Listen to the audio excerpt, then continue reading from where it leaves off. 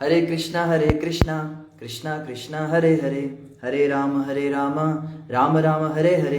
हरे कृष्णा। आप सभी भक्तों का हार्दिक स्वागत है आज की श्रीमद् भागवतम की इस कक्षा में। स्वागतम सुस्वागतम। तो हम चर्चा कर रहे हैं श्रीमद् भागवतम स्कंद 5 अध्याय नंबर 19 चल रहा है और श्लोक संख्या 30 से आज हम प्रारंभ करेंगे। तो जल्दी से हम रिकैप करते हैं। हमने आधे साल पहले क्या पढ़ा था? हम पढ़ रहे थे कि जम्बू द्वीप का वर्णन हो रहा है। इस अध्याय में बताया जा रहा है कि जम्बू द्वीप बेसिकली कहाँ सिचुएटेड है। जैसे कई लोग कहते हैं कि हिंदू माइथोलॉजीज में पता नहीं क्या बताया हुआ है, पहाड़ है, मेरू पर्वत कहाँ है। या जैसे पंडित जी को भी हम घर पे बुलाते तो वो पहले संकल्प पढ़ते हैं कि जम्बू द्वीपे आर्यावर्ते भारतवर्षे भारत खंडे। तो वो कौन सी जगह का एड्रेस देते हैं पता है आप लोगों को? पंडित जैसा क्यों बोलते हैं? पंडित जी देवताओं को इनवाइट करते हैं। अब देवता लोगों को जीपीएस लोकेशन तो भेज नहीं सकते, हम व्हाट्सएप पे लाइव लोकेशन भेज दें तो उनको एड्रेस बताना पड़ता है। देवता कहेंगे भाई कहाँ पे बुला रहे हो, तो पहले बोलते भाई जम्बू द्वीप पे बुला रहे हैं। तो यानी कि देवता लोग इस लोक से बहुत ऊपर रहते हैं, बहुत दूर रहते हैं। तो जम्बू द्वीप का उनको एड्रेस मिलता है। फिर बताते हैं भारत खंड है, उसमें कई सारे खंड हैं, उनमें भारत खंड में आना है। भारत वर्षे भी बहुत सारे वर्ष हैं। फिर उसके अंदर वो फिर आगे बताते हैं कि भारत वर्षे जो ये भारत का प्रांत आज छोटा सा रह गया है।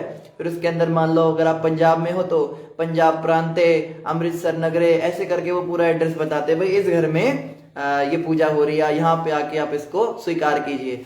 तो ये जो जम्बू द्वीप है या भारत वर्ष है ये कहाँ पे एक्चुअली है, ये सब की हम चर्चा कर रहे हैं। और हमने पढ़ा था देवताओं ने बड़ी सुंदर भगवान की प्रार्थना की और यहाँ तक कि भारत वर्ष की प्रार्थना करते हुए देवता ये भी कहते हैं कि हम भारत में जन्म लेना चाहते हैं।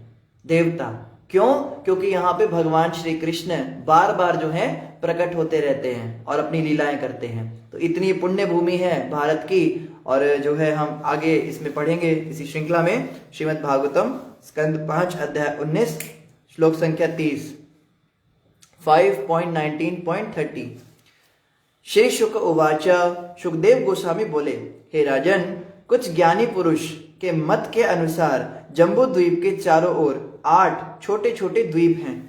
तो अब पहली बात हमें समझनी है, शुकदेव गोस्वामी ने पहले क्लियर कर दिया राजन एग्जैक्टली तो मुझे भी नहीं पता और ना एग्जैक्टली आप समझ सकते हो। तो जब शुकदेव गोस्वामी और महाराज परीक्षित इसको एग्जैक्टली नहीं समझ सकते तो हम भी ये ना सोचे कि भागवत पढ़ के मुझे बिल्कुल एग्जैक्ट समझ में आ जाएगा कि जैसे मैं मैप बना लूंगा। हमें मैप बनाने की आदत है ना, जैसे हम गूगल मैप खोलते हैं तो उसमें पूरी पृथ्वी का मैप आ जाता है हमारे सामने। तो हम ये ना सोचे कि एक 3D मॉडल बन जाएगा हमारी मन के अंदर एग्जैक्ट। तो शुकदेव गोस्वामी कह रहे हैं कुछ ज्ञानी लोगों का ऐसा मत है। मतलब मैं अपने हिसाब से नहीं बता रहा हूं, जो मैंने ज्ञानियों से सुना कि जो जम्बू द्वीप है जिसपे हम लोग रहते हैं, जम्बू द्वीप के चारों तरफ 8 अलग अलग द्वीप और हैं, इनको नवद्वीप भी कहते हैं। ये 9 द्वीपों का समूह है। जब महाराज सगर के पुत्र अपने खोए हुए घोड़े की खोज सारे संसार में कर रहे थे तो उन्होंने पृथ्वी को खोद डाला। तो उन्होंने क्या किया? पृथ्वी को खोद दिया अपने रथ के पहियों से, उससे जो है ये द्वीप बने थे। इस प्रकार से निकटस्थ 8 द्वीप अस्तित्व में आए। इन द्वीपों के नाम हैं, अब सुनिए इन 9 द्वीपों के नाम क्या है? स्वर्णप्रस्थ, चंद्र शुक्ल, आवर्तन, रमणक,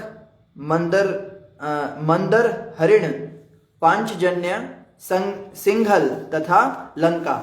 तो ये उन 8 द्वीपों का नाम है जो जम्बू द्वीप के चारों तरफ छोटे छोटे बन गए।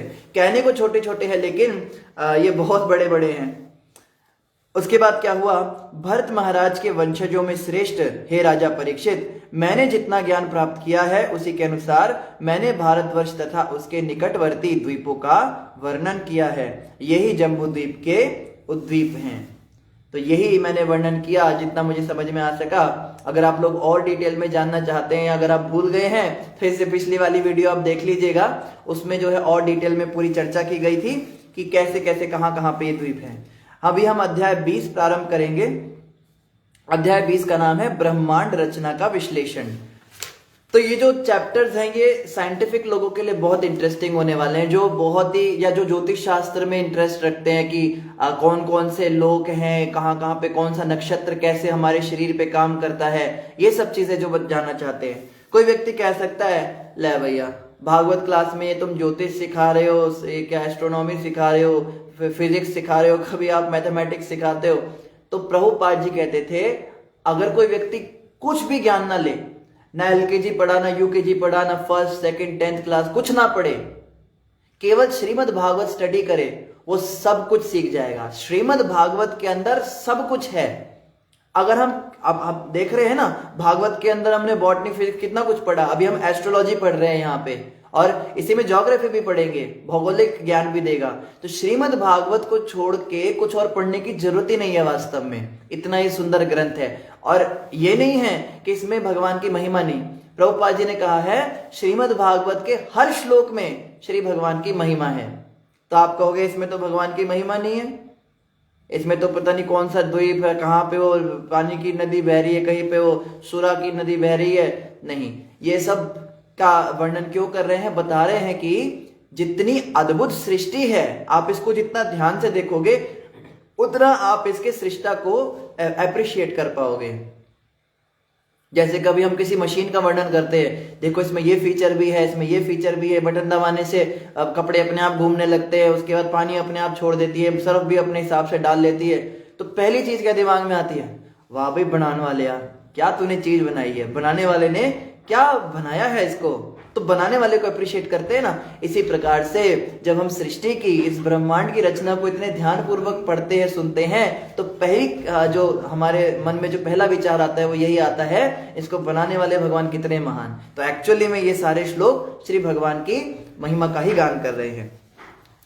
श्री शुक उवाच, महर्षि शुकदेव गोस्वामी बोले, इसके पश्चात मैं प्लक्षादि अन्य 6 द्वीपों के आकार, प्रकार, लक्षण तथा स्थिति का वर्णन करूंगा। जिस प्रकार सुमेरु पर्वत चारों ओर से जम्बू द्वीप द्वारा घिरा हुआ है। तो हमने पढ़ा था एक सुमेरु नाम का द्वीप है, क्षमा कीजिए, सुमेरु नाम का पर्वत है, और वो पर्वत कैसा है, नीचे से छोटा है और ऊपर से बड़ा है। जनरली पर्वत ऐसे होते, नीचे से बड़े और ऊपर से छोटे, पर सुमेरु जो है वो नीचे से छोटा ऊपर से बड़ा। जैसे कमल के आप पुष्प को देखें तो कमल के पुष्प के बीच का जो हिस्सा होता है, दरवाजा बंद कर दो, जो कमल के जो बीच का हिस्सा होता है वो नीचे से छोटा होता है, ऊपर से बड़ा होता है। और क्या, उसके चारों ओर जम्बू द्वीप है। तो उस मेरू पर्वत की जो नीचे जहां से उसका बेस स्टार्ट है, उसके चारों तरफ जम्बू द्वीप है। और उसी प्रकार जम्बू द्वीप भी लवण के सागर से घिरा है। तो थोड़ा थोड़ा आइडिया बन रहा है। एक बीच में एक पहाड़ है, ठीक है, जो ऊपर से बड़ा है, नीचे से छोटा है, ठीक है। और वो जो है पहाड़ जिस धरातल पे रखा है वहां, वो एक द्वीप है। द्वीप मतलब एक टापू है। और वो जो धरती का जो गोल हिस्सा है उसका नाम है जम्बू द्वीप। अब उस गोल हिस्से के चारों तरफ एक सागर है, और उस सागर का नाम क्या है, लवण सागर। वो लवण सागर से घिरा है। जम्बू द्वीप की चौड़ाई 1 लाख योजन यानी 8 लाख मील है। 8 लाख मील कितने होते हैं हम सोच नहीं सकते। पृथ्वी का जो रेडियस है वो ही पता नहीं कितना किलोमीटर में ही है अभी तक, तो हम इसकी तो बात ही नहीं कर सकते। और लवण का सागर भी इतना ही चौड़ा है। अब लवण सागर जो है, जैसे वो पृथ्वी है गोल, ठीक है, उसके चारों तरफ सागर है। उस सागर की जो मोटाई है यानी उसका जो डायमीटर है वो कितना है, वो भी इतना ही 8 लाख मील। फिर उसके बाद दूसरा टापू है, आप समझ रहे हो, कंसेंट्रिक सर्कल है। जैसे कि एक बड़ा सा आप सोचो, आप ना जैसे एक पेज के ऊपर, एक कॉपी के ऊपर प्रकार लो, कंपास होता है ना, कंपास लेते हैं, उसमें आप एक जगह से एक गोला बनाओ, फिर इस वाली साइड को जो सेंटर है उसको चेंज किए बिना आप इसका जो रेडियस थोड़ा कम करो, फिर एक दूसरा गोला बनाओ, फिर तीसरे बनाओ, फिर चौथा बनाओ, फिर पांचवा बनाओ, ऐसे बहुत सारे गोले गोले बन जाएंगे ना, एक के अंदर दूसरा, दूसरे के अंदर तीसरा। तो अब आप क्या डायग्राम बनाओ, जो पहले वाला गोला है और दूसरा गोला, उसके बीच की जो जगह है उसको ब्लैक कलर कर दो, फिर जो बीच वाला हिस्सा उसको ब्लू कर दो, फिर उसके अंदर वाले को ब्लैक कर दो, फिर ब्लू कर दो। तो जितने ब्लू वाले हैं ना, ये सब समुद्र हैं, और ब्लैक वाले क्या हैं, ये सब टापू हैं। कुछ इस तरह से दिखता है ये हमारा जम्बू द्वीप। जिस तरह कभी कभी दुर्ग की खाई उपवन से घिरी रहती है, उसी प्रकार जम्बू द्वीप को घेरने वाला लवण सागर भी लक्षद्वीप से घिरा हुआ है। समझ में आ गया ना, वो भी उस समुद्र के बाहर भी वो द्वीप से घिरा हुआ है। लक्षद्वीप की चौड़ाई लवण सागर से दुगनी अर्थात 2 लाख योजन है। प्लक्ष द्वीप में स्वर्ण के समान चमकीला एक वृक्ष है जो जम्बू द्वीप स्थित जम्बू वृक्ष के बराबर ऊंचा है। तो जो प्लक्ष द्वीप है उसमें भी एक बहुत बड़ा पेड़ है जो जम्बू द्वीप जितना बड़ा है, जितना बड़ा ये पहाड़ था उतना बड़ा वो पेड़ है। इसके मूल भाग में 7 ज्वालाओं वाली अग्नि है। यह वृक्ष प्लक्ष का है, अतः इस द्वीप का नाम प्लक्ष द्वीप पड़ा। प्लक्ष क्या चीज होती है? प्लक्ष कोई द्रव्य होता है, उसका ये द्वीप है तो उसका नाम प्लक्ष द्वीप पड़ गया। यह द्वीप महाराज प्रियव्रत के एक पुत्र इद्मजिह्व द्वारा शासित था। उन्होंने 7 द्वीपों के नाम अपने 7 पुत्रों के नामों पर रखे और उन्हें अपने पुत्रों को देकर सक्रिय जीवन से अवकाश प्राप्त करके वे स्वयं श्री भगवान की सेवा में लीन रहने लगे। तो यहां पे बताया जा रहा है भगवान क्या करते हैं, भगवान ने जो ये द्वीप बनाए हैं इसके अंदर जो महाराज ये जो प्रियव्रत हैं, महाराज प्रियव्रत के 7 पुत्रों के नाम पे उन्होंने 7 द्वीप बनाए और एक एक द्वीप पे अपने एक एक पुत्र को राज्य देकर स्वयं भगवान की सेवा में चले गए। तो पहले के राजा ऐसे हुआ करते थे, वो जब उनको रिटायर्ड लाइफ हो जाती थी तो सब कुछ छोड़ छाड़ के भगवान की सेवा में चले जाते थे। हम लोग आजकल ऐसे हो गए, हम 80-80 साल के हो जाते हैं, पेंशन लेते हैं, बूढ़े हो जाते हैं, लेकिन काम करते हैं। हमको जो है मोह माया हमारी छूटती नहीं और हम कहते हैं गृहस्थ आश्रम सर्वश्रेष्ठ आश्रम है। गृहस्थ आश्रम सर्वश्रेष्ठ तब तक है जब तक हम 50 साल की उम्र तक, मैक्सिमम 50 की उम्र तक उसमें अपनी जिम्मेदारी निभाएं और फिर आगे वानप्रस्थ को जाएं। अगर हम उस एक आश्रम में अटक जाते हैं और आगे हम मुक्ति के विषय में सोचते नहीं तो वो नर्क का द्वार बन जाता है। लेकिन अगर हम उसको समय पे छोड़ते हैं या मान लो अगर हम घर में भी रहते हैं और भक्ति करते हैं भगवान की, तो वही जो गृहस्थ आश्रम है वो हमें मुक्ति प्रदान करने वाला बन जाता है। तो आश्रम कोई बड़ा छोटा नहीं, कोई कहीं ब्रह्मचारी आश्रम श्रेष्ठ है, संन्यास आश्रम श्रेष्ठ है या गृहस्थ आश्रम श्रेष्ठ है। आश्रम सब एक जैसे होते हैं। बात यह है कि उस आश्रम में रह के हम कर क्या रहे हैं। हो सकता है कोई व्यक्ति सन्यासी होकर भी गलत काम करता हो, नर्क में चला जाए, तो उसका वो सन्यास आश्रम उसको नर्क ले जाने में निमित्त बना। और हो सकता है कोई गृहस्थ में रहकर भक्ति कर जाए, लेकिन ये संभावनाएं अपने ऊपर हैं। और शास्त्र कहते हैं कि आसान होता है ब्रह्मचारी के साथ में रहना, सन्यासियों के साथ में रहकर भगवत प्राप्ति का विचार आसान होता है, इजी हो जाता है, क्योंकि घर गृहस्थी में रह के हमारा मन जो है 10 जगहों पे विचलित रहता है। इसलिए समय आने पर हमें गृहस्थ आश्रम का परित्याग करना ही चाहिए। और ये कैसे होगा गृहस्थ आश्रम का परित्याग? हम सोचे प्रभु जी अभी तो हम 25-30 साल के हुए, 35-40 साल के हुए हैं, अभी तो बहुत दूर है हमारा, अभी मतलब गृहस्थ आश्रम खत्म होने में बड़ा टाइम है, तब देखेंगे। नहीं, आज से शुरुआत करनी है। कैसे? हर महीने 1 या 2 या 3 दिन की छुट्टी लेकर धाम यात्रा लगानी चाहिए। और धाम जाने का ये मतलब नहीं है प्री बुकिंग टिकट हो गई, एसी कोच में बैठे और हलवा पूड़ी खा रहे हैं और रास्ते में गप लड़ा रहे हैं, उसके बाद वृंदावन में धरती पे तो पैर ही नहीं रखा। वृंदावन में ट्रेन से उतरे तो गाड़ी में बैठ गए, गाड़ी से उतरे तो एसी के कमरे में बैठ गए, फिर गाड़ी में बैठ गए, फिर सीधा गाड़ी जो है बिहारी जी के मंदिर में गई। वो तो हमारा बस नहीं चलता, नहीं तो बिहारी जी के तो ऑल्टर तक, उनके बिहारी जी के चरणों तक ही गाड़ी में चले जाए हम। इतनी बुरी हालत है हमारी, 2 मिनट भी हमसे सर्दी गर्मी बर्दाश्त नहीं होती है। धाम यात्रा का मतलब क्या होता है? कई लोग हेलीकॉप्टर में बैठते हैं और सीधा देवी माता के चरणों में जय हो, जय माता रानी, जय माता दी। तो ये क्या धाम यात्रा? तुमने तो कुछ मेहनत की नहीं, ना तुमने पहाड़ चढ़े, ना तुमने कोई पैदल यात्रा की। यहाँ तक कि गोवर्धन परिक्रमा, एक माता जी आई हमारे पास, कहती है प्रभु जी इस बार तो मैं 3 गोवर्धन परिक्रमा लगा के आई। मैंने कहा 3 गोवर्धन परिक्रमा आपने कैसे लगा ली? अपनी तो एक में हालत खराब हो जाती है। कहती है ऑटो मिल गया था, ऑटो में लगाई हमने 3 परिक्रमा। अरे ऑटो की परिक्रमा, बाइक की परिक्रमा, पता नहीं कौन कौन सी परिक्रमाएं लग रही हैं आजकल।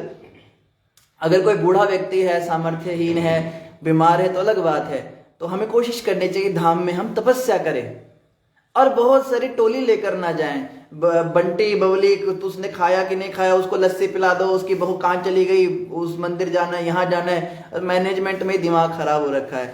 वृंदावन में जाओ, धाम में जाओ तो एक बात याद रखो, अकेले जाओ, किसी को साथ में ना ले जाओ। ज्यादा से ज्यादा क्या करो, पति पत्नी साथ चले जाओ। हाँ, और ज्यादा आपकी इच्छा हो तो बच्चों को ले जाओ, बाकी और ज्यादा नहीं। एक पिकनिक स्पॉट अगर घूमने फिरने की इच्छा है तो वही पिकनिक में जाओ। जब हम धाम यात्रा करें तो ध्यान रखें कि हम तपस्या के मोड में जाएं, तपस्या के भाव से जाएं और वहां जाके वहां के साधु संतों का संग करें, उनसे हरि कथा सुने, हरि चर्चा सुन के आए। ये नहीं कि वृंदावन में गए लोही बाजार में ही घूम रहे हैं और चाट पकौड़ी खा रहे बिहारी जी की, और एक दिन का टारगेट है, आज मुझे ये 50 मंदिर कवर करने, कल को वो 50 मंदिर कवर करने। अरे तुम क्या दर्शन करके आए हो? भक्ति सिद्धांत ठाकुर जी एक बार प्रवचन कर रहे थे वृंदावन में, तो प्रवचन करते करते प्रभुपाद जी भी वहीं बैठे थे। हमारे प्रभुपाद जी उस समय गृहस्थ थे, उनकी उम्र काफी कम थी, तो वो भी प्रवचन सुन रहे थे। तो 3-4 सन्यासी कथा के बीच में आए और बैठ गए। तो भक्ति सिद्धांत ठाकुर जी ने कथा रोकी और पूछा, आप तीनों कहाँ थे? और उन्होंने कहा, गुरु महाराज हम लोकल मंदिरों में गए थे, दर्शनों का समय समाप्त हो रहा था, आपकी कथा तो रात में काफी लेट तक चलनी थी, तो हमने सोचा कहीं मंदिर बंद ना हो जाए, कल हमें वापस जाना है, तो हम दर्शन करके आ गए। तो पता है भक्ति सिद्धांत ठाकुर ने क्या कहा? ते आंखों की एक्सरसाइज करके आ गए, आंखों का व्यायाम कर लिया आपने? तो वो शिष्य सोचने लगे, लो ठाकुर जी के दर्शन करके आए, कह रहे आंखों का व्यायाम कर लिया, लेकिन गुरु हैं, कुछ कह नहीं सकते उनको। तो भक्ति सिद्धांत ठाकुर कहते हैं, भगवान का वास्तविक दर्शन तो कानों से होता है। कानों से कैसे दर्शन होता है? आप एक विग्रह देखकर आ गए, काला पत्थर का है, सफेद पत्थर का है, या इनका ये नाम है, इनकी लीला है, आपने लीला तो कुछ सुनी नहीं है, कौन कैसे वहां पे आए, क्या उन्होंने किया। तो यहाँ पे आपका गुरु कथा करके आपको कृष्ण का दर्शन कानों से करा रहा है। देखो जब हम कथा सुनते हैं तो जम्बू द्वीप का कुछ तो मैप बना होगा ना दिमाग में, तो कानों से भी हम दर्शन कर सकते हैं। हमने देखो जम्बू द्वीप का दर्शन कर लिया, अब आप यही दर्शन करने योग क्रियाएं करो और कुंडलनी जागृत करो और 7 चक्र खोल के आत्मा को पता नहीं कहाँ ले जाओ, वहां पे वो निकलेगी और वहां घूम के भटक के आएगी और उसके बाद जम्बू द्वीप देखकर वापस आ जाएगी। तो भाई शास्त्र पढ़ लो और दर्शन कर लो, बड़ा सरल सा हमारा सौदा है, ज्यादा मेहनत का काम नहीं। पर हमें इस बात का ध्यान नहीं रहता, हम सोचते यहाँ भी चले जाए वहां भी चले जाएं, लेकिन ऐसे दर्शनों से अच्छा है किसी शुद्ध भक्त के मुख से हम कथा श्रवण करें और कानों से भगवान गोविंद का दर्शन करें। आगे क्या कह रहे हैं? इन 7 वर्षों के नाम उन 7 पुत्रों के अनुसार क्रमशः शिव, यवस, सुभद्र, शांत, क्षेम, अमृत तथा अभय पड़े। इन 7 वर्षों में 7 पर्वत तथा 7 नदियां हैं। पर्वतों के नाम हैं मणिकूट, ब्रजकूट, इंद्रसेन, ज्योतिष्मान, सुपर्ण, हिरण्यष्ठिव तथा मेघमाल। और नदियों के नाम हैं अरुणा, निम्ना, आंगिरसी, सावित्री, सुप्रभता, ऋतभरा तथा सत्यमभरा। इन नदियों के स्पर्श करने या स्नान करने से भौतिक मल तुरंत दूर हो जाते हैं और लक्षद्वीप में रहने वाली हंस, पतंग, ऊर्ध्वायन तथा सत्यांग नामक 4 जातियां अपने को इसी प्रकार पवित्र करती हैं। इस द्वीप के वासी 1000 वर्ष तक जीवित रहते हैं। वे देवताओं के समान सुंदर हैं और उनकी संतानें भी उन्हीं के अनुरूप हैं। वे वेदों में वर्णित अनुष्ठानों को पूरा करके तथा श्री भगवान के प्रतिनिधि स्वरूप सूर्य देव की उपासना करके सूर्यलोक को प्राप्त होते हैं, जो स्वर्गलोक ही है। अपन लोग तो कहते हैं भारत में संख्या बहुत बढ़ रही है, जनसंख्या बहुत बढ़ रही है, कुछ भी नहीं है। जितने दिख रहे हैं ना ये, और आप पूरी पृथ्वी की बात करो, पूरी पृथ्वी पर जितनी जनसंख्या दिख रही है मनुष्यों की, और ये तो केवल मनुष्य हैं। 84 लाख योनियों की गणना करने जाओ तो पता लगेगा जनगणना का मतलब क्या होता है। आप मक्खियों की संख्या गिन सकते हो? पूरी पृथ्वी पे कितनी मक्खियां इस समय कोई गिनती कर सकता है? पूरी पृथ्वी पे कितने बैक्टीरिया, कितनी चींटियां घूम रही हैं? 84 लाख योनियों की आप संख्या केवल एक पृथ्वी के, छोटी सी पृथ्वी को ही गिनो, आप उसमें ही परेशान हो जाओगे। और यहाँ बताया जा रहा है कि जम्बू द्वीप के अंदर ऐसी अनंत कोटि करोड़ों करोड़ों अरबों खरबों पृथ्वियां हैं, और वहां के निवासियों का यहाँ वर्णन हो रहा है, वो ऐसा करते हैं। हम कभी कहते हैं ना, प्रभु जी हमारे घर के आसपास ना अच्छा माहौल नहीं, वो लोग भगवान को नहीं मानते, या कोई कहते बड़ा कलयुग चल रहा है, नास्तिकों की संख्या बढ़ती जा रही है, हमारी संख्या बढ़ी। अरे हमारी संख्या बहुत ज्यादा है, बस ये है कि वो लोग हमसे थोड़ा दूर रहते हैं, हमारे परिवार के लोग, वो पृथ्वी पर नहीं रहते। यहाँ पे सूर्यों की संख्या बढ़ रही है, लेकिन भगवान को मानने वाले, सूर्य लोक पे जाने वाले और वैदिक अनुष्ठान करने वालों की संख्या बहुत ज्यादा है।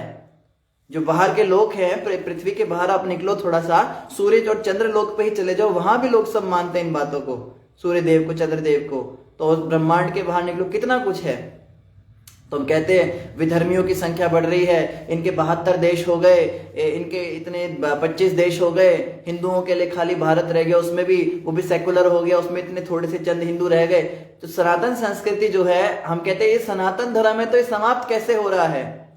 सनातन को तो कभी समाप्त नहीं होना चाहिए, तो सनातन कभी समाप्त नहीं होगा। ये छोटी सी पृथ्वी है। अब आप देखो, भगवान की नजर से पृथ्वी की कोई औकात ही नहीं है, 1% भी जगह नहीं घेरती पृथ्वी। इतने बड़े जम्बू द्वीप और इन जगहों पे सब जगह सनातन धर्म ही तो चल रहा है। ये तो कुछ कलयुगी मत हैं, कुछ समय के लिए आ जाते हैं, ये पीर पैगंबर आ जाते हैं, कोई गुरुजी आ जाते हैं, वो अपना कुछ प्रचार करके चले जाते हैं, या आते जाते रहेंगे। लेकिन मुख्य जो संस्कृति है वो तो सनातन ही रहेगी, क्योंकि मेन जो ढांचा है ब्रह्मांड का वो तो विष्णु ने ही बनाया है ना। अब उसकी इंफॉर्मेशन आपके शास्त्रों में नहीं दी तो हम क्या करें? लेकिन वास्तविकता में सनातन धर्म कभी समाप्त हो ही नहीं सकता। तो आप लोग घबराया मत करो, ऐसी बात देख के हमारे घर के आसपास ऐसा है वैसा है, हमारी संख्या बहुत ज्यादा है, चिंता मत कीजिए। आगे क्या कह रहे हैं? इस मंत्र के द्वारा प्लक्ष द्वीप के वासी पर ब्रह्म की उपासना करते हैं। तो प्लक्ष द्वीप पे जो रहने वाले होते हैं वो कैसे क्या उपासना करते हैं? हम सूर्य देवता की शरण ग्रहण करें, जो परम प्रकाशित पुराण पुरुष श्री भगवान के प्रतिबिंब हैं। विष्णु ही एकमात्र आराध्य हैं, वही वेद हैं, वही धर्म है और वही शुभाशुभ फलों के स्रोत हैं। तो पहली बात हमें क्या समझनी है कि देखो, देवताओं की भी उपासना हो रही है यहाँ पे। पहले कोई व्यक्ति सोचे तो सूर्य देव की उपासना का मंत्र है, भागवत में क्यों आ गया? लेकिन अगर आप ध्यान से पढ़ो तो ये सूर्य देव की उपासना डायरेक्टली नहीं हो रही है। देवताओं की पूजा करना गलत नहीं है, यहां से हमें पता लगा। कहीं जो नौसिखिए भक्त होते हैं, न्यूफाइट डिवोटीज, वो नए नए आते हैं, इस्कॉन संस्था में आते हैं और देवताओं की निंदा करना चालू कर देते हैं। देवता कुछ नहीं है, बेकार हैं, हम तो भगवान विष्णु के भक्त हैं, कुछ नहीं, ये तो किसी लायक नहीं है। देखो, देवता भी बहुत श्रेष्ठ हैं क्योंकि वो भगवान के सेवक हैं। लेकिन और भगवत गीता में जैसे हमें वो श्लोक पढ़ाया जाता है जिसमें कृष्ण कहते हैं कि देवताओं की पूजा करने वाले कम बुद्धिमान होते हैं, कम बुद्धि वाले लोग देवताओं की पूजा करते हैं। तो कृष्ण भगवान वो श्लोक उन लोगों के लिए कहते हैं जो देवताओं को परब्रह्म मानकर फिर उनकी उपासना करते हैं। दुर्गा माता की पूजा जो ये सोच के करते हैं कि इन्होंने सृष्टि बनाई है, उनको मूर्ख कहा गया है।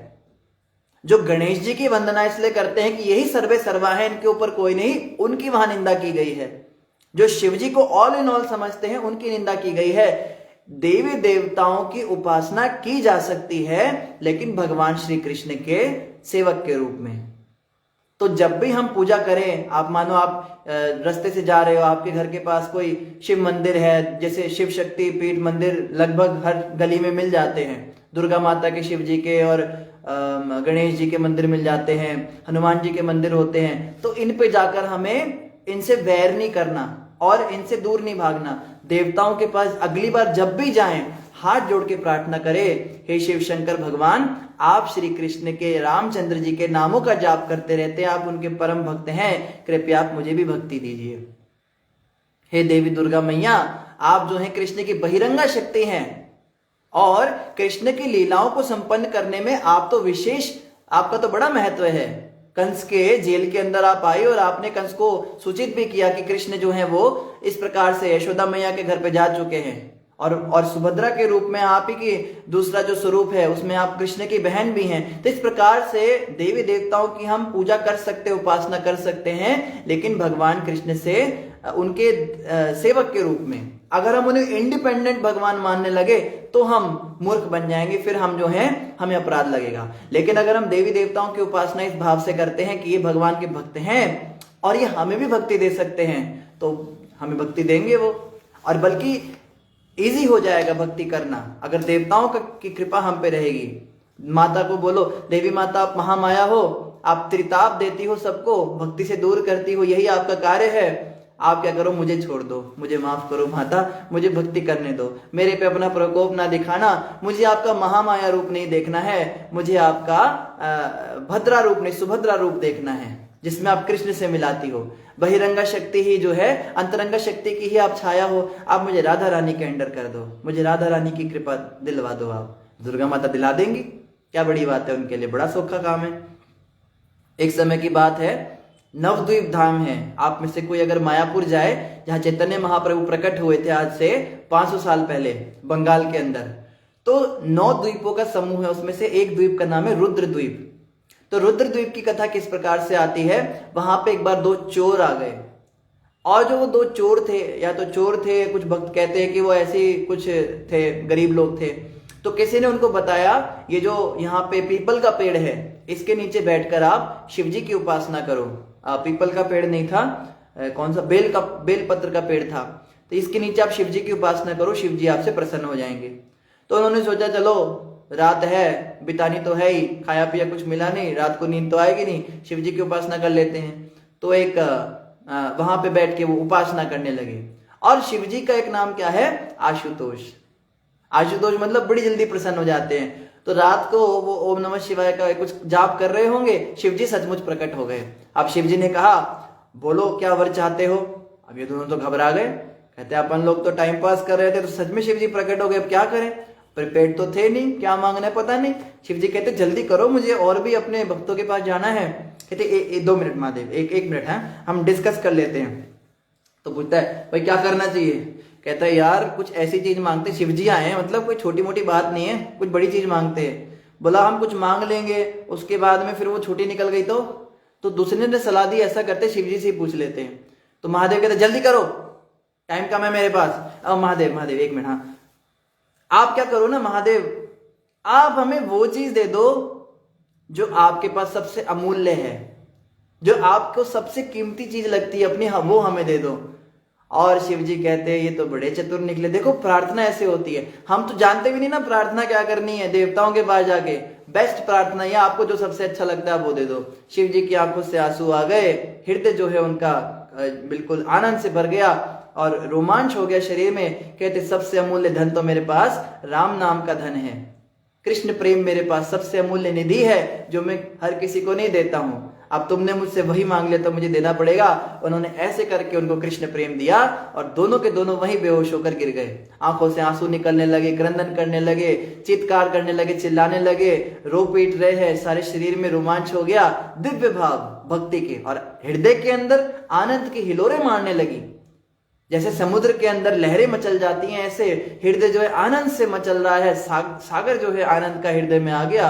और शिव जी की कृपा से दोनों को कृष्ण प्रेम मिल गया, शुद्ध भक्त बन गए भगवान के। तो तब से वहां का नाम रुद्रद्वीप था। रुद्रद्वीप जो है रुद्र भगवान की वहां बड़ी कृपा है। आप कभी जाएं तो जरूर वहां पे बैठ के, शिव जी का बहुत बड़ा मंदिर है, वहां पे उनसे प्रार्थना कीजिएगा कि शिव शंकर भगवान मुझे कृष्ण प्रेम दे दो, बस सबसे अमूल्य जो आपके पास। तो देवी देवता भी हमें कृष्ण प्रेम दे सकते हैं। लेकिन मूर्ख व्यक्ति क्या होता है, मूर्ख व्यक्ति उनसे ऐसी वस्तुएं मांगता है जो नश्वर हैं और संसार के साथ ही समाप्त हो जाती है, मृत्यु के साथ उनका भी क्षय हो जाता है, ऐसी वस्तुएं मांग लेते हैं। आगे क्या बता रहे हैं, तो यहां हमने देखा सूर्य देव की उपासना कैसे हुई कि आप कृष्ण भगवान के प्रतिबिंब हैं, इसलिए हम आपको सादर नमस्कार करते हैं। ऐसे भावना रख के हम सूर्य देव की भी उपासना कर सकते हैं। हे राजन, प्लक्ष आदि 5 द्वीपों में सभी वासियों में जन्म से ही आयु, मनोबल, इंद्रिय बल, शारीरिक बल, बुद्धि और शौर्य, पराक्रम समान रूप से प्रकट रहते हैं। तो ये जो प्लक्ष द्वीप के निवासी हैं, ये हर चीज में एक्सपर्ट होते हैं। हम अपनी बात करें तो जन्म से ही आयु भी हमारी बेकार होती है, आयु का कुछ पता नहीं, 2 साल, 5 साल, 50 साल, 30 साल किसकी कितनी है। मनोबल की तो बात ही मत करो, रात को सोते सुबह 4 बजे का अलार्म लगा के उठेंगे, कल मंगल आरती जाना है, पहला अलार्म बजता है टी टी टी टी, तो ऐसे आंख तो बंद होती है, टक, उसको हम स्नूज कर देते हैं। फिर वो 10 मिनट के बाद फिर से बजता है, बेचारा सोचता है बेशरम अब उठ जाएगा, पर नहीं, हम तो अपनी हवा में, हम उसको फिर से स्नूज कर करके मोबाइल की बैटरी खत्म हो जाती है, पर यह आदमी उठ के नहीं देता। ये हमारे मनोबल है। न्यू ईयर रेजोल्यूशन लेते भक्त लोग, इस साल ये काम छोड़ देना है, इस साल हर रोज मंगल आरती जाना है, इस साल 16 माला के बिना कुछ खाना नहीं है, इस साल मैंने ये नहीं करना, वो नहीं करना, झूठ नहीं बोलना। अगले दिन टूट जाता है। साल की तो बात ही मत करो। जैसे परीक्षा के दिन, जब एग्जाम वाला दिन होता है, उस दिन जब क्वेश्चन पेपर हाथ में आता है और चिंटू मियाँ देखते हैं कि मुझे तो कुछ भी नहीं आता, ये क्या लिखा हुआ है, ये शब्द ही कभी पढ़े से नहीं लग रहे हैं, तो वो सोचता है बस ये एग्जाम के हॉल से मैं बाहर निकलूं, मैंने केवल पढ़ाई करनी है, और अब मैं आज से ही पढ़ाई शुरू कर दूंगा ताकि नेक्स्ट एग्जाम में मेरे को ये दिन ना देखना पड़े। मनोबल, प्रतिज्ञा लेते हैं सभी, और उसके बाद एग्जाम हॉल से बाहर निकलते पता नहीं कौन सी देव माया पकड़ लेती है, फिर उसके बाद भूल ही जाते हैं। फिर अगले एग्जाम के दिन ही वो संकल्प याद आता है, अरे यार पिछले एग्जाम में भी हमने यही संकल्प किया था। ये हमारे मनोबल हैं बेकार के। इंद्रिय बल, इंद्रिय बल की बात ही मत करो। इंद्रियां इतनी ज्यादा हमारी बेकार हो चुकी हैं, इंद्रियों पे कोई वश नहीं। खाने को मिल गया तो हाँ गुलाब जामुन, इतने ठूस लेंगे पेट के अंदर, फिर मरोड़े पड़ेंगी, फिर इनो ढूंढेंगे, आज हाजमोला ढूंढेंगे, बुरी हालत हो जाती है। या फिर वो लोटा लेके घूमते हैं, अरे प्रभु जी निकलो बाहर निकलो, कहते मैंने भी खाए में, रुको पहले मैं निकलता हूँ, बुरी हालत। और शारीरिक बल की भी बात मत कीजिए। शारीरिक बल इतना होता था, पहाड़ तोड़ते थे।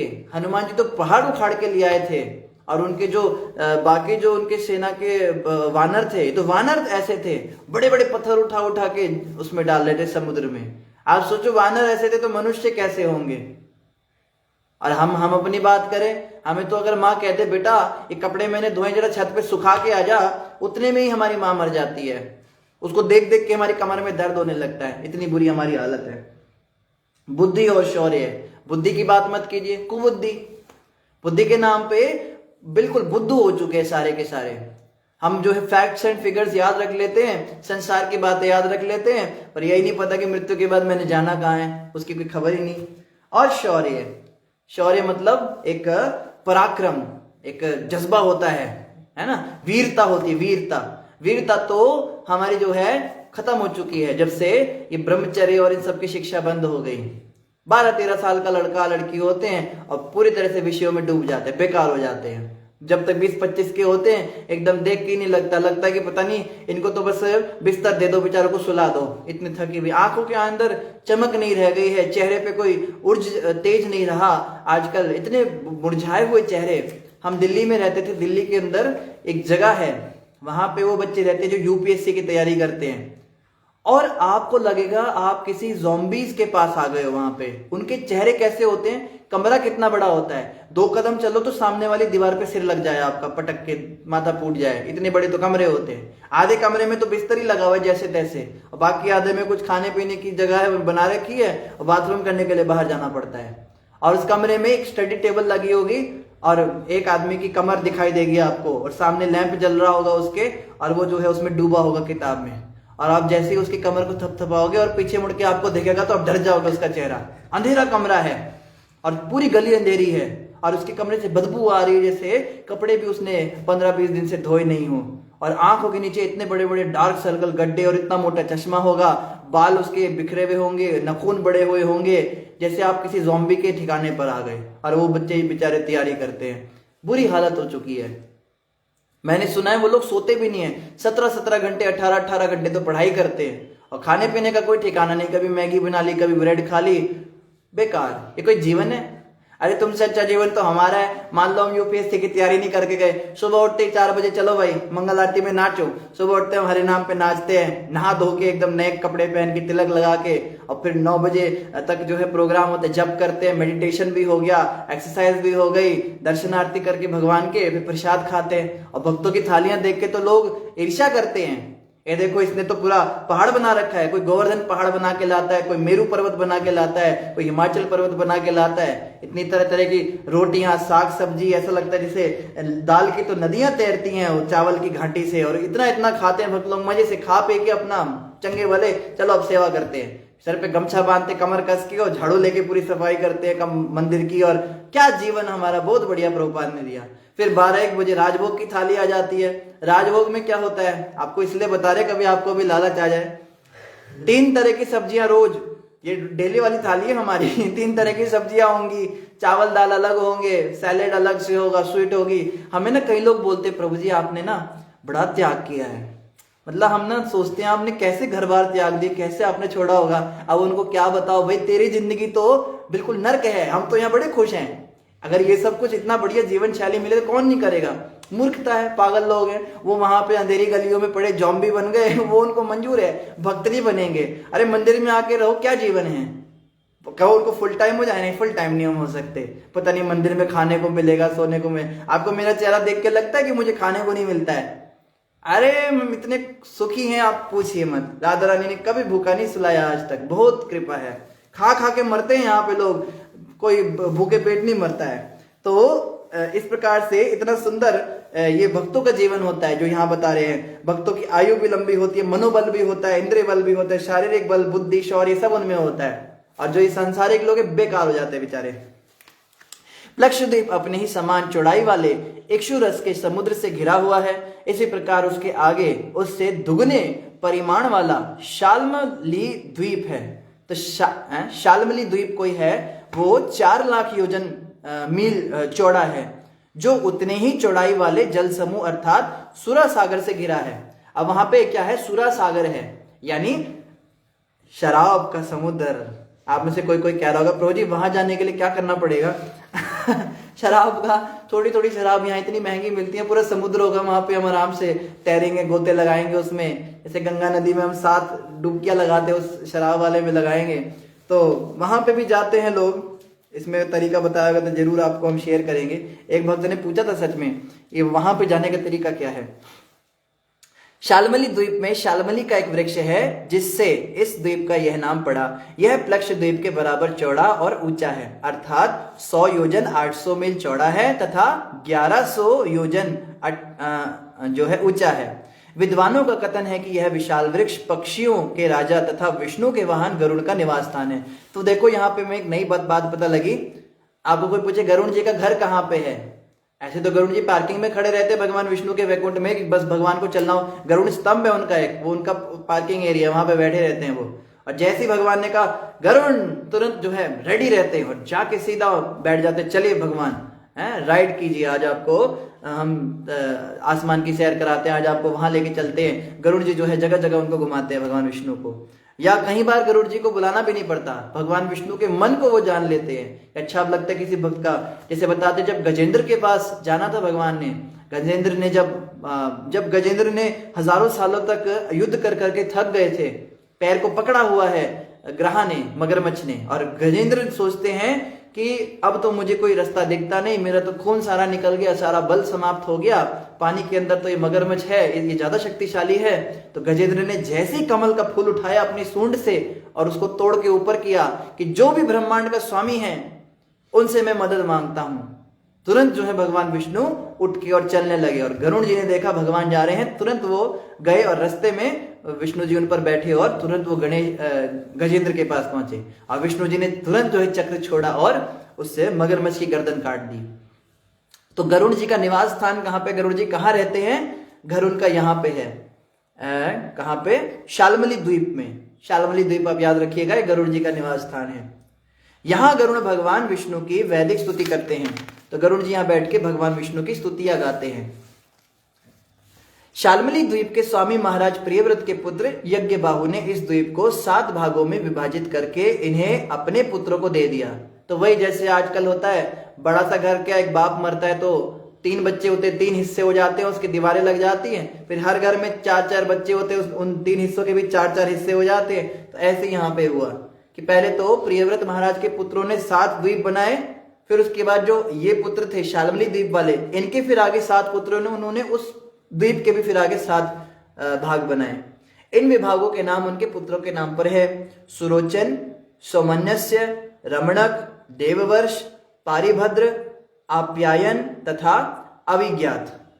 इन 7 विभागों में 7 पर्वत हैं जिनके नाम स्वरस, शतशृंग, वामदेव, कुंद, मुकुंद, पुष्पवर्ष तथा सहस्त्रश्रुति है।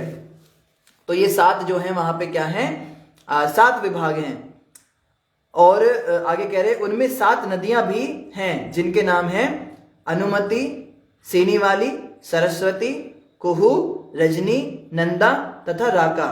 ये आज भी विद्यमान है। तो ये सारी नदियां वहां पे बहती हैं शाल्मली द्वीप पे। इन द्वीपों के वासी श्रुतिधर, श्रुतिधर मतलब एक बार सुनते तो याद कर लेते हैं, वीर्यधर, वीर्यधर मतलब ब्रह्मचर्य में पक्के होते हैं, वसुंधर, वसुंधर का मतलब होता है बड़े सुंदर शरीर वाले होते हैं, तथा ईशंधर नामों से विख्यात है। इनके नाम ये होते हैं श्रुतिधर, वीर्यधर, इनके अंदर ऐसे गुण होते हैं। और वे वर्णाश्रम धर्म का कठोरता से पालन करते हुए श्री भगवान के सोम नामक अंश की, जो साक्षात चंद्रदेव हैं, उपासना करते हैं। तो ये देखो, पिछले वाले द्वीप पे सूर्यदेव की उपासना होती थी और इस वाले द्वीप पे चंद्रदेव की उपासना हो रही है।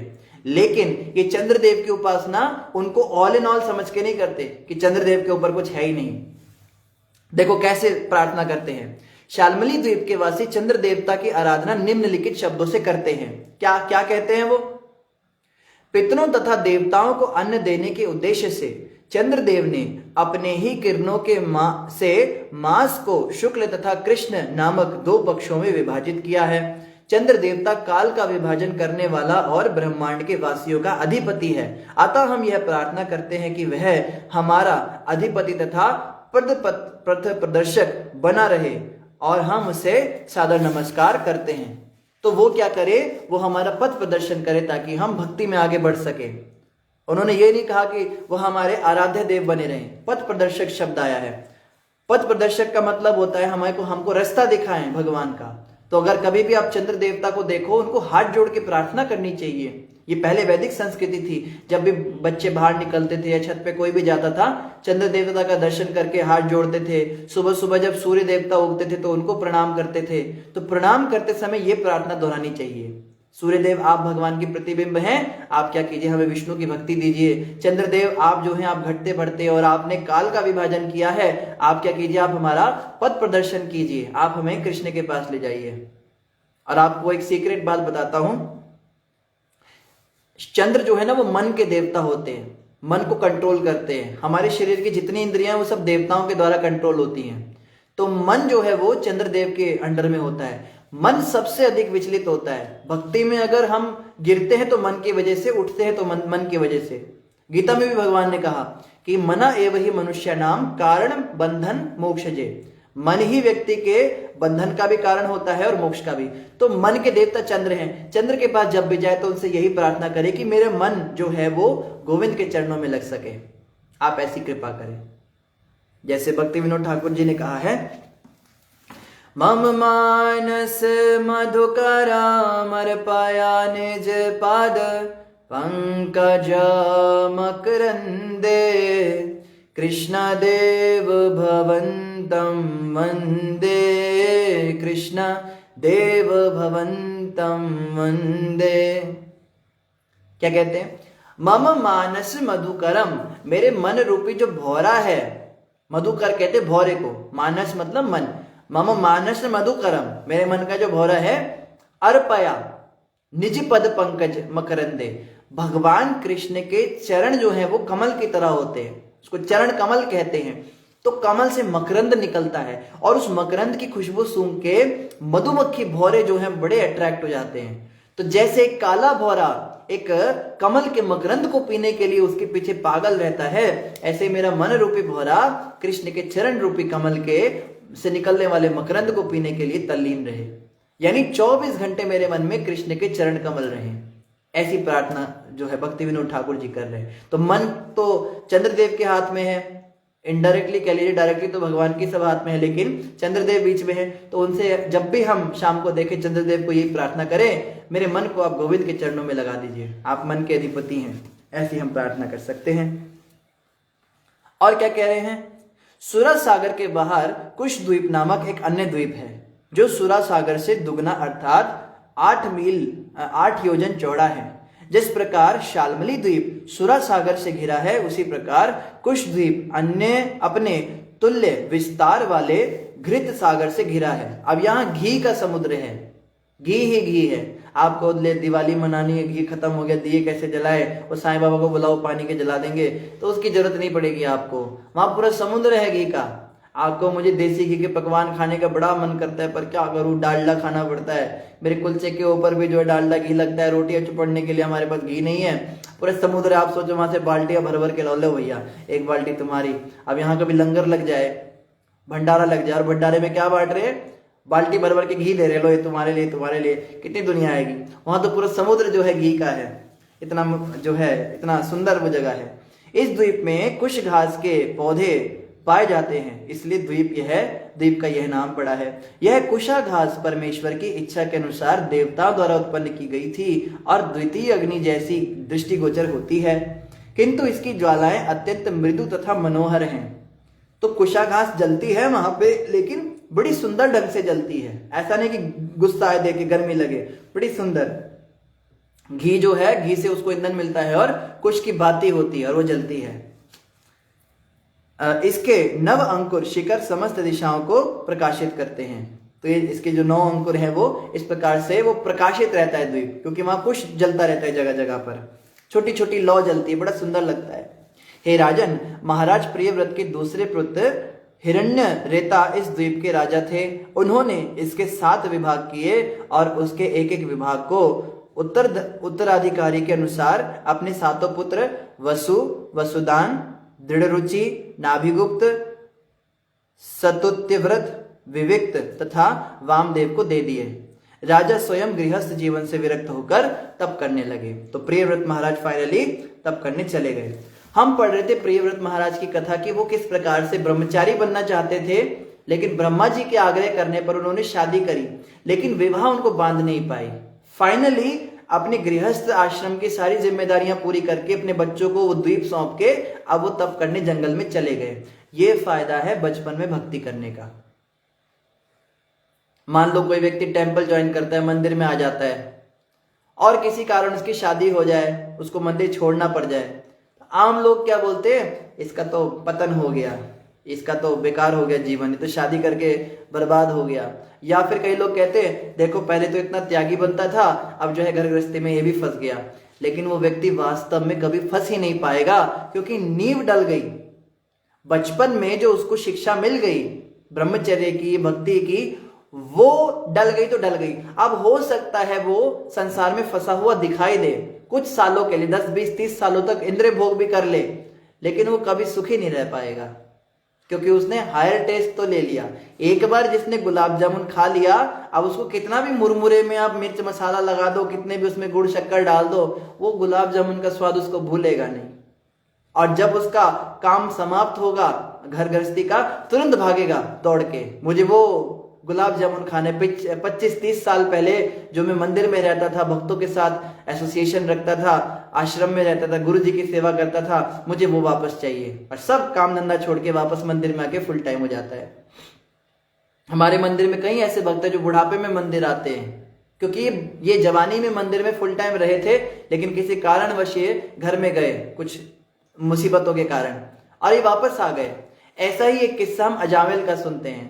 अजामिल ब्राह्मण जो थे, वो बचपन में उन्होंने बहुत भक्ति की थी, विष्णु की बहुत आराधना की थी।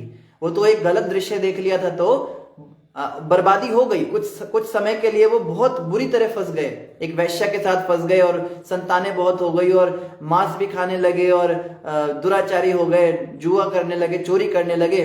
लेकिन अंत समय पे उनकी बचपन की हुई सुकृति जागृत हुई और उनके घर पे साधु आ गए। ये साधु ऐसे ही किसी के घर पे रैंडमली नहीं आ जाते हैं, सुकृति के कारण आए थे। और उन साधुओं ने आके अपना काम कर दिया, बच्चे का नाम नारायण रख दिया और वो नारायण से क्या हुआ, उनकी मुक्ति हो गई। तो हो सकता है बाद में हमारे साथ कुछ भी हो। कई भक्त सोचते हैं प्रभु जी हम ज्वाइन तो करने की सोच रहे हैं, पर हमें लगता नहीं हम आश्रम में टिक पाएंगे, हमारे अंदर इतने दोष हैं, हमारे अंदर इतनी वासनाएं हैं, मुझे नहीं लगता, मैं पता नहीं कल को मुझे वापस जाना पड़े। अरे जो होगा देखा जाएगा, तुम आओ तो सही। तुम 1 महीने भी अगर मंदिर में टिक जाओ ना, अच्छे से कुछ सेवा करके चले जाओ, एक बार गुलाब जामुन का टेस्ट ले लो, फिर तुम दुनिया में कहीं भी जा सकते हो, तुम उस स्वाद को भूलोगे नहीं। तो इसीलिए हम तो भक्तों से प्रार्थना करते हैं, अगर किसी को मंदिर में आने की इच्छा हो, रहने की इच्छा हो, आप साल भर के लिए रहो, 6 महीने के लिए रहो, जितने समय आपकी इच्छा हो। और कोई ये नहीं है कि आप एक बार आ गए तो आप जा नहीं सकते हो, बेस्ट है अगर आप रहना चाहो, लेकिन कभी भी आप कुछ थोड़े समय भी कुछ तो सीख के जाओगे ना आने से तो आना अच्छा है ना। तो आपकी छुट्टी है, कोई आपको वैकेशन है, मंदिर में आओ। आप क्यों से मनाली, शिमला और वहां पे जाके मुंह काला करने जाते हो? यहाँ पे आके मंदिर में रहो, भगवान की भक्ति करो, सेवा करो, भक्तों के साथ रहो, मंगल आरती उठो, संकीर्तन पे जाओ, कीर्तन करो, घर में मंदिर में बैठ के ग्रंथ पढ़ो, भगवान के विग्रह के सामने बैठ के जप करो, ये आनंद लो। हम तो आप सबको इनवाइट करते, किसी को आना हो तो आप संपर्क कीजिए, हमें बताइएगा। और फ्री है, पैसे भी नहीं लेंगे आपसे, सबसे बड़ी बात, आपको कितने पैसे मांग लेंगे, आप आइए मंदिर में रहिए। आगे कह रहे राजन, महाराज प्रियव्रत के दूसरे पुत्र। अच्छा, तो क्या हुआ, राजा स्वयं गृहस्थ जीवन से विरक्त होकर तप करने लगे। इन 7 द्वीपों में 7 सीमांत पर्वत हैं, जिनके नाम चक्र, चतुश्रृंग, कपिल, चित्रकूट, देवानीक, ऊर्ध्वरोमा तथा द्रविड़ हैं। इस प्रकार 7 नदियां हैं। 7 नदियां कौन सी हैं? जिनके नाम रमकुल्या, मधुकुल्या, मित्रविंदा, श्रुतविंदा, देवगर्भा, घृतच्युता तथा मंत्रमाला है। कुश द्वीप के वासी कुशल, कोविद, अभियुक्त तथा कुलक नामों से विख्यात है। अब कुश द्वीप की बात हो रही है, जो अगला द्वीप है। आप समझ रहे हैं, अंदर से बाहर जा रहे हैं हम, एक नदी आ रही है, फिर एक द्वीप आ रहा है, फिर एक नदी आ रही है, फिर द्वीप। तो ये जो कुश द्वीप है, यहाँ क्या होता है? वे क्रमशः ब्राह्मण, क्षत्रिय, वैश्य तथा शूद्र के सदृश हैं। उक्त नदियों के जल में स्नान करके ये सभी वासी पवित्र होते हैं। वे वैदिक शास्त्रों के अनुसार अनुष्ठानों को संपन्न करने में कुशल हैं। इस प्रकार वे अग्नि देवता के रूप में भगवान की उपासना करते हैं। तो वे अग्नि देवता के रूप में भगवान विष्णु की उपासना करते हैं। और वो लोग क्या मंत्र जपते हैं? वे यह मंत्र जपते हैं जिसके द्वारा कुशद्वीप के वासी अग्निदेव की पूजा करते हैं। हे अग्निदेव, देखो अग्निदेव की पूजा कर रहे हैं, लेकिन यहां भी भगवान विष्णु के साथ उनका रिलेशन देखकर फिर पूजा करेंगे। क्या कहते हैं? ध्यान से सुनने वाली बात है। हे अग्निदेव, आप श्री भगवान हरि के अंश रूप हैं और उन तक समस्त हवियों को पहुंचाते हैं। अतः हम आपसे प्रार्थना करते हैं कि हम देवताओं को जो भी यज्ञ सामग्री अर्पण कर रहे हैं उसे आप पूर्ण पुरुषोत्तम भगवान को अर्पित करें, क्योंकि परमेश्वर ही असली भोक्ता हैं। कौन सा श्लोक गीता का? भोक्ताराम यज्ञ तपसाम सर्वलोक महेश्वरम। कृष्ण कहते हैं गीता में, मैं समस्त यज्ञों का भोक्ता हूं। तो जब भी यज्ञ करते हैं, अग्निदेव से जब भी प्रार्थना करें, मान लो आप गैस जला रहे हो, सबसे पहली अग्नि वही जलती है घरों में। चाय बनती है सबसे पहले के घरों में माताएं नहा धो के सबसे पहली अग्नि भगवान के आगे जलाती थी, दीप जलाती थी भगवान का। लेकिन आजकल मॉडर्न वर्ल्ड है, तो वो माता जो है वो सबसे पहली अग्नि चाय की जलाती है। तो चाहे जो भी अग्नि जलाओ, वहां पे गैस पे आप प्रणाम कर लो अग्नि देवता को। अग्नि देवता प्रकट हो गए, एलपीजी वाले।